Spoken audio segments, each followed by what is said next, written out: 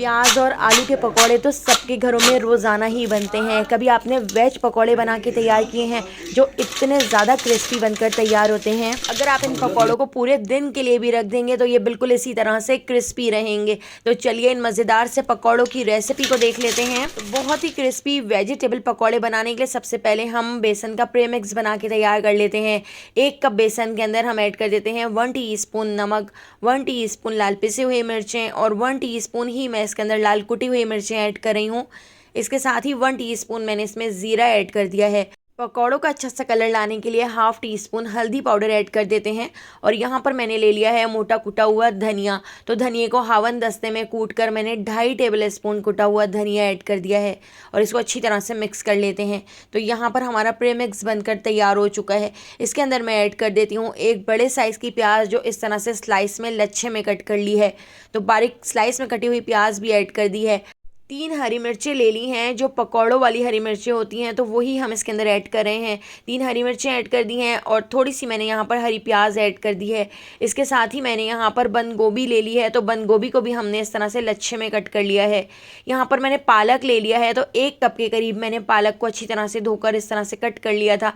पालक ऐड करने के बाद अब हम इसके अंदर ऐड कर देते हैं बैंगन। तो बैंगन को भी मैंने इस तरह से स्लाइस में कट कर लिया था। आप देख सकते हैं जिस तरह से हम फ्रेंच फ्राइज कट करते हैं। तो बैंगन को मैंने फ्रेंच फ्राइज से थोड़ा पतला ही रखा है। तो बैंगन हम इसके अंदर ऐड कर देते हैं। इसके साथ ही मैंने यहाँ पर एक बड़े साइज का आलू ले लिया था। तो आलू को भी मैंने इस तरह से लंबाई में कट कर लिया है। जिस तरह फ्रेंच फ्राइज कट करते हैं उससे थोड़े से पतले साइज में मैंने इनको कट किया है।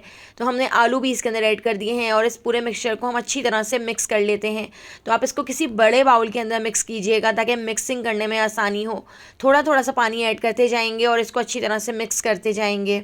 आपने इसके अंदर बिल्कुल भी ज़्यादा पानी ऐड नहीं करना है। बस मैंने तकरीबन इसमें 1/4 ग्लास के करीब पानी ऐड किया था और इसको हम अच्छी तरह से मिक्स कर लेते हैं। हरा धनिया और थोड़ा सा पुदीना बारीक कट करके मैंने इसके अंदर ऐड कर दिया है और हम इसको इतना मिक्स कर लेंगे कि ये सारी चीज़ें अच्छी तरह से आपस में मिक्स हो जाएं। तो आपने ज़्यादा पानी ऐड नहीं करना है वरना ये बैटर बहुत ज़्यादा पतला हो जाएगा, क्योंकि सब्जियों का अपना पानी भी निकलता है। इसलिए आपने बिल्कुल थोड़े से पानी से इस तरह से इसको मिक्स करना है और हाथ से मिक्स करना है। अब हम इस बैटर के पकौड़े बना के तैयार कर लेते हैं। आपने इस बैटर को उसी टाइम बनाना है जब आपने इसके पकौड़े बनाने हो, क्योंकि सब्जियां अपना बहुत सारा पानी रिलीज़ करती हैं। तो सब्जियां अपना सारा पानी छोड़ देंगी, आपके पकौड़े ठीक से नहीं बन सकेंगे। इसलिए आप उसी टाइम इसको इस तरह से बना के तैयार कीजिएगा।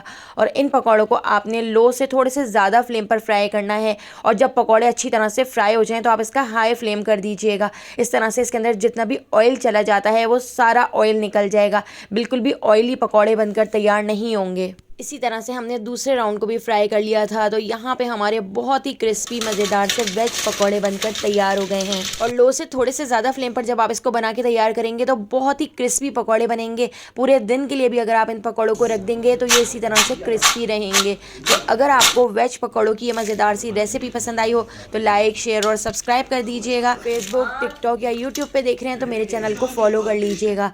तो आने वाली वीडियो तक मुझे दीजिए इजाज़त। अल्लाह हाफ़िज़।